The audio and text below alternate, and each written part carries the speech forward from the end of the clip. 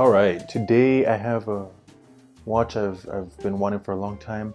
I've searched for it in different sizes and I finally found the right one. I'm going to do this a little differently, and you'll see why in a bit. But today we're going to take a look at the Hamilton Ventura here. Obviously this is not your normal everyday watch.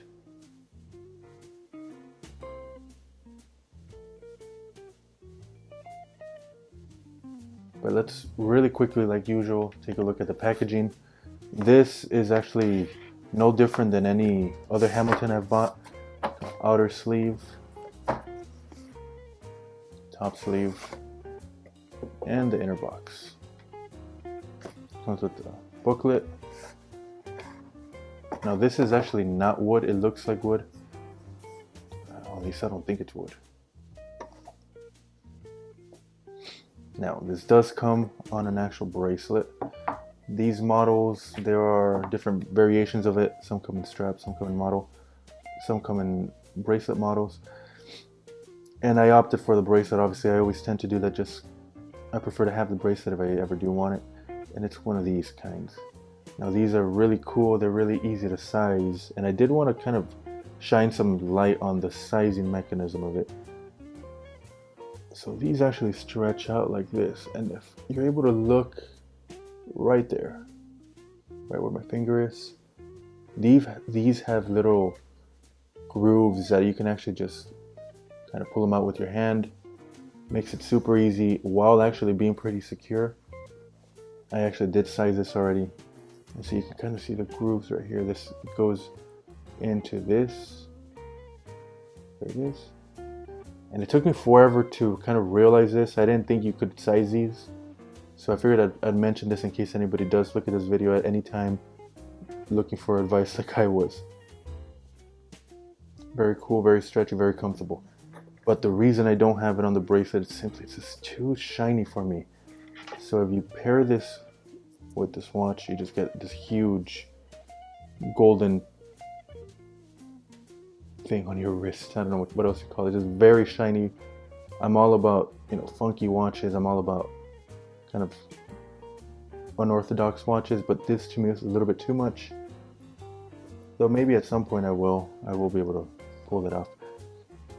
So the dimensions on this watch are a little, obviously they're not gonna be very helpful, simply because you don't have a circular case or not even a rectangular case.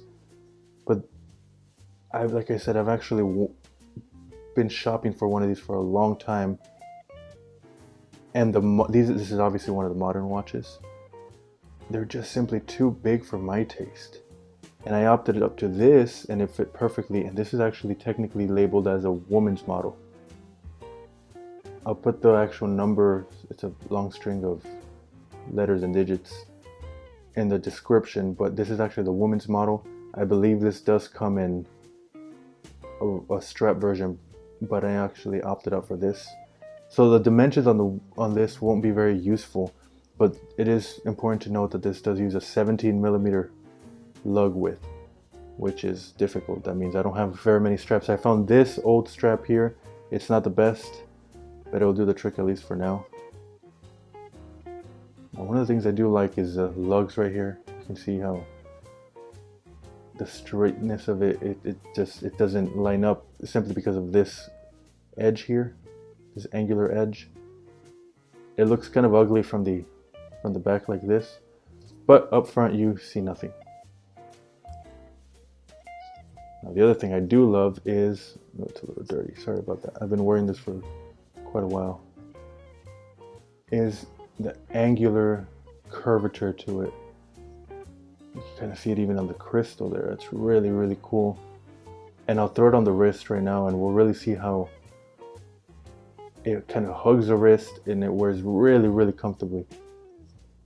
Now the reason I did want to bring this up, and I said this wasn't going to be like any other review I've done, is because I was actually able to find a counterpart to this, which makes for a perfect his and hers pair. Now the significance of these watches are everybody knows them. This is actually, a lot of people label these Venturas as the first fully electrical watches. I would fact check that. I'm not exactly sure. The timeline certainly lines up, and a lot of reputable people do say that, though I'm not 100% sure. These came out during the 1950s, the late 1950s, and at the time, you know, the U.S. was coming out of the war, and I think these models really do represent that mentality at the time. These funky watches of, you know, kind of like their views on the future, and they just hold a very special place, I think, in watchmaking history. And I've always wanted to own one, and it's not every day that you find such a unique piece with such a heavy historical influence. And I found this one. Oh, of course, the reason why I went with the gold and black is because I do believe this is a very similar model to what Elvis wore. Now, these do come in all sorts of sizes. I think there's chronograph versions, there's automatic versions. I opted with the one closest to the Elvis model, which is black dial, gold case, quartz movement. But it's not every day I see a pair of watches like this that are almost identical in every way except the size. Now, I was actually able to get this one with, I believe, is one of kind of a true to time case.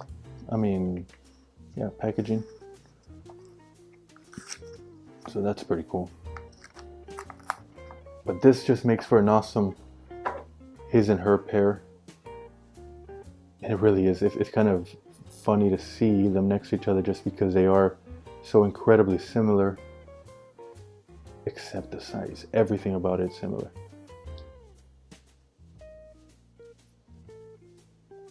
Now, like I was saying about this one, the lug width is 17 millimeters, but the thickness of it is about 9.1, 9.2 millimeters. It's super thin, and it kind of curves into the wrist. So we'll throw it on the wrist right now, and we'll see that. But it's been extremely comfortable to wear, and I can't wait to get a kind of a better strap on it. See, and even this one does have that kind of that curvature also.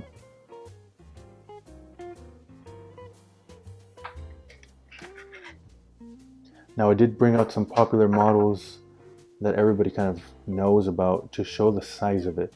So this right here is obviously one of the newest, most popular releases by Seiko.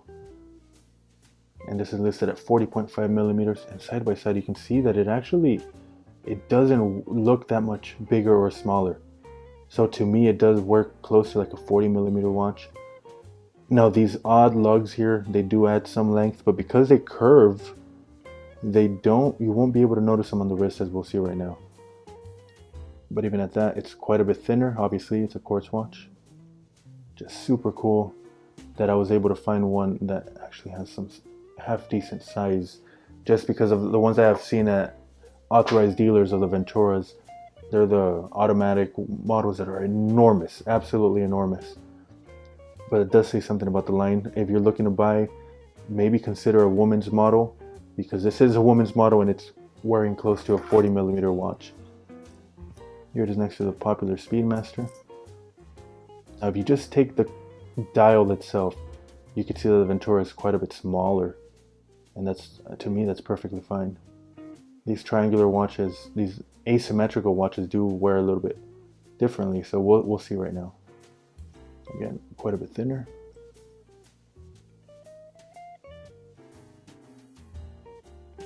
But really, I do kind of invite you to check out the history of this watch. These are awesome watches with a ton of history, a lot of horologically significant history, that is. And I thought it was just awesome that I was able to find this tiny little guy here, because it's not every day that you see his and hers watches like this. Usually the man version of it is a little bit different, or they have small dial variations. But even look at that dial, they're almost absolutely identical. The indices, even the 2 dots at the 12 o'clock. And I would say maybe the only difference here is the red tip on the newer model, because even the counterweight of the second hand seems to be almost identical.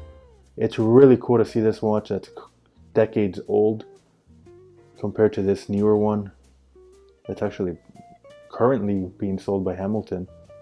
It's amazing to see that these two models have kept the same design and kept it true. So let's throw it on the wrist and see how that works.